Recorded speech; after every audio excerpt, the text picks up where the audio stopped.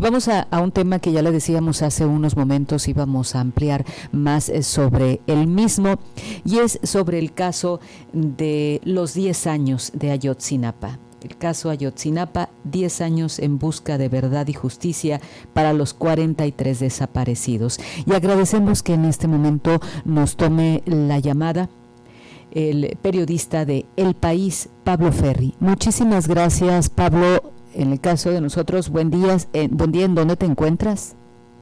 Buenos días, aquí en Ciudad de México.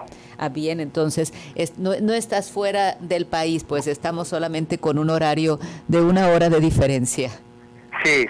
Bien, vamos a entrar con el tema, Pablo. De hecho, publicas en El País pues un trabajo muy interesante, sin duda, sobre el tercer informe de la Comisión de Ayotzinapa. Dice tu trabajo, este tercer informe, pero cuéntanos, para de que tú mismo nos lo digas, ¿qué es lo que está reflejando? ¿Qué es lo que logras encontrar después de 10 años? ¿Qué ha cambiado? Bueno, el tercer informe, digamos que era el cierre burocrático del gobierno para el caso de Ayotzinapa, en el sentido de que reflejaba los trabajos que ha hecho la Comisión Presidencial para el caso en los últimos 12 meses. Son 112 páginas, de las cuales la mitad, repiten un poco los argumentos del gobierno respecto a las exigencias de las familias de los 43 sobre la cantidad de documentos de espionaje militar que han pedido tanto las familias como sus abogados, como el grupo de expertos independientes que estuvo en México hasta mediados del año pasado, ¿no? Documentos que recogerían información sobre el grupo criminal que perpetró el ataque contra los estudiantes hace 10 años, Guerreros Unidos, y que para las familias evidentemente es muy importante, ¿no? Hay antecedentes que muestran que en esos documentos existen intercambios de mensajes entre integrantes de la red criminal de Iguala, donde sucedió el ataque hace 10 años. Hay uno, por ejemplo, en concreto que es paradigmático de lo que digo, es decir, son dos personajes, uno un presunto jefe policial de la zona de Iguala y otro un presunto cabecilla de Guerreros Unidos en el área, que están hablando en el momento en el que están desapareciendo los muchachos, esto es el 27 de septiembre de 2014, de un grupo de 17 de los 43 que dice el policía que está intercambiando mensajes con el criminal que tiene escondidos en una cueva, ¿no? Los investigadores asumen que esa cueva a la que se referían en esos mensajes es una instalación de la policía de Iguala, pero claro, la gravedad de esto es que lo que se vio es que el ejército estaba monitoreando en tiempo real las conversaciones de la gente que estaba desapareciendo los muchachos, ¿no? Entonces las exigencias de las familias es, oigan, pues denos todo lo que tengan sobre esto. Y el ejército, a partir de mediados de ese sexenio, se ha negado a cumplir con esta exigencia, y el presidente López Obrador pues ha tomado partido por el ejército, en el sentido de que pues, cree en esa versión pese a las evidencias que ha aportado sobre todo el grupo de expertos independientes de que esto no era así. Entonces, bueno, el tercer informe que se presentaba esta semana, que tiene 112, 114 hojas, dedica la mitad a repetir argumentos sobre este asunto y por qué no me entregan más documentos y demás, y el resto no aporta demasiado más tampoco. O sea, hay cuentan que se formó una comisión de altos funcionarios, un poco que va recorriendo prisiones locales y federales, tratando de convencer a personajes del mundo del AMPA para que colaborasen de alguna forma con las investigaciones. Destacan ellos también el aumento en las búsquedas sobre el terreno en Guerrero, en diferentes puntos, para ver si encuentran restos de algunos de los muchachos, pero a partir de ahí pues poco más, ¿no? Luego está la carta que envió López Obrador acompañando el texto del informe, carta que envió a las familias, en la que cuenta una cosa que yo creo que es curiosa y extraña y algo lesiva para su antiguo colaborador Alejandro Encinas, que fue el presidente de la comisión que investiga el caso de Ayotzinapa en los primeros años, y es que él cuenta que para convencer a uno de los testigos estrella de la Fiscalía estos años para el caso de Ayotzinapa, testigo protegido Juan, uno de los cabecillas de Guerreros Unidos en la época, aceptó el gobierno mexicano la no extradición de Abimael González, alias el Queenie, un un lídercillo del cártel Jalisco Nueva Generación, y al parecer, por lo que pudimos saber nosotros en el país, Juan y el Cuini se conocieron cuando estuvieron presos en Altiplano. Pues bueno, esto fue una de las revelaciones más extrañas al respecto, que no afecta al tema central del caso de Sinapa, pero bueno, es una de estas informaciones tan esenciales que siempre son interesantes de conocer. Pero bueno, en cuanto al informe, eso. En cuanto al balance de los 10 años, yo creo que no hay palabra que mejor define ese balance que la frustración, en todos los frentes además. Una frustración por parte de las familias de los 43, evidentemente, y yo creo que una frustración mayor a la que se vivió en los años de Peña Nieto, ¿no? Porque al final las expectativas entonces pues eran mínimas. En cambio, con López Obrador, a partir de sus propias promesas, las expectativas eran máximas, ¿no? Se prometió resolver el caso, se creó una comisión presidencial al respecto, la Fiscalía General de la República, en consonancia, creó una unidad especial para el caso.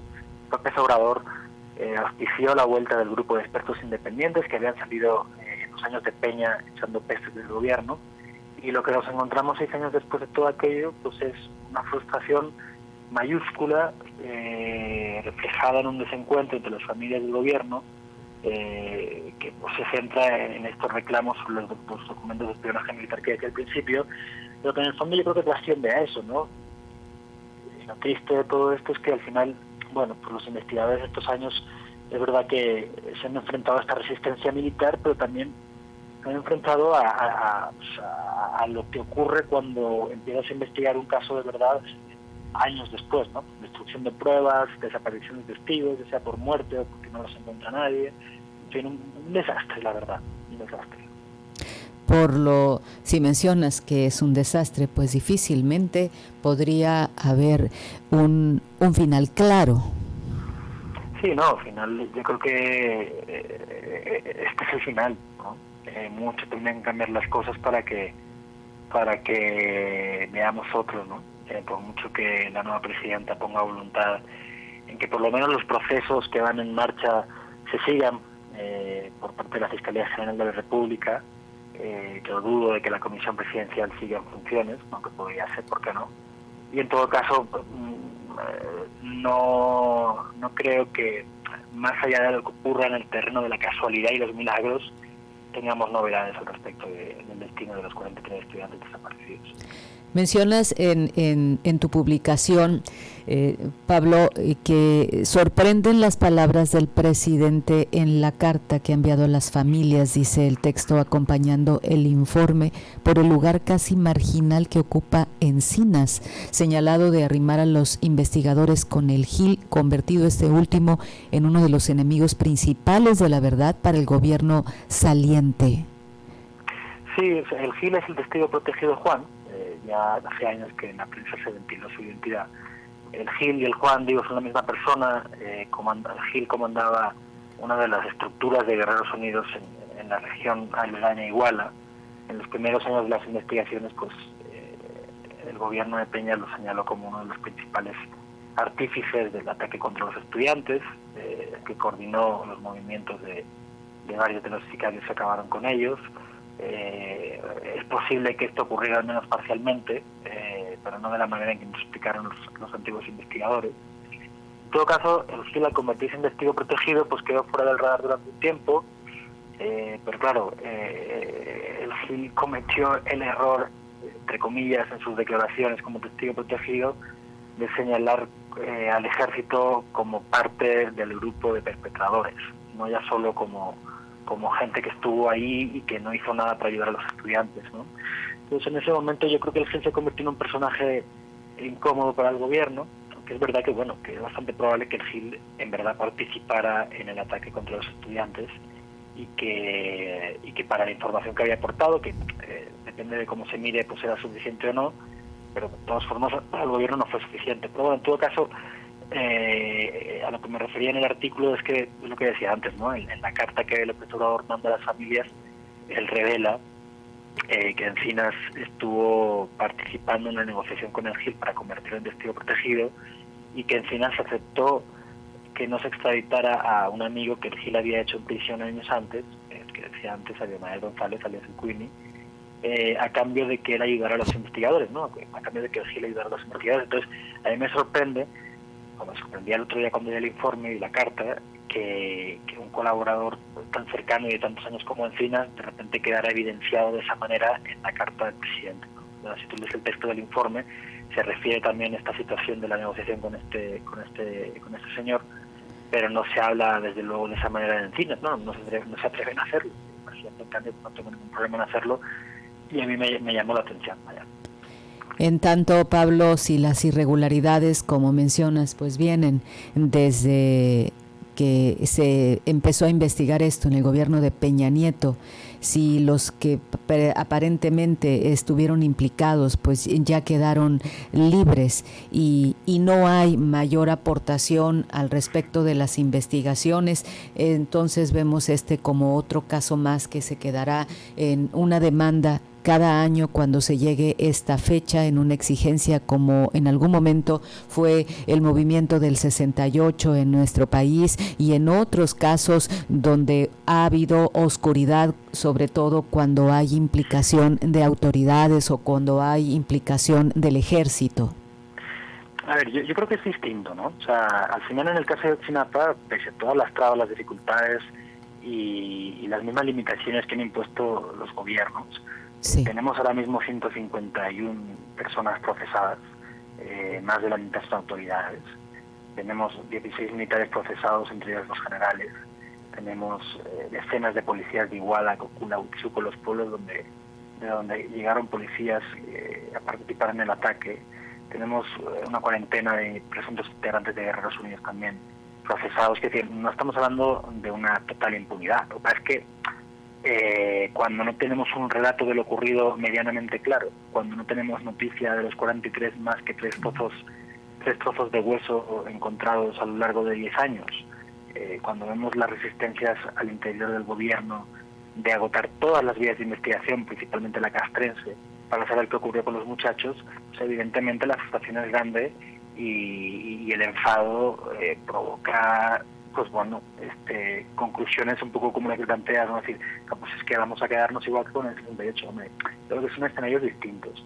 Desde luego, podríamos pensar que la naturaleza de ambos se parece, podríamos pensarlo con cierta razón, pero creo que en el caso de Ayotzinapa se han hecho verdaderos intentos por llegar a la verdad. Hay limitaciones, las ha habido, algunas impuestas desde el mismo Estado, pero bueno, pues yo tengo la esperanza de que, aunque sea en el terreno de la buena fortuna, se sigan encontrando pruebas y elementos que permitan eventualmente, pues tener noticia más allá de lo que ya se conoce de los 43, ¿no? Pero bueno, esto desde luego requeriría de un compromiso político de parte de los gobernantes que entran ahora la semana que viene y de los siguientes, que no sé si están dispuestos a tener, ¿no? Muchísimas gracias, Pablo Ferri, periodista del País. ¿Cómo se puede hacer contacto contigo a través de tus redes? Sí, en Twitter, o ahora que se llama X, en @FerriTortola, Ferri con I latina, Tortola todo seguido. Muchísimas gracias y que tengas buen día. Gracias, un abrazo.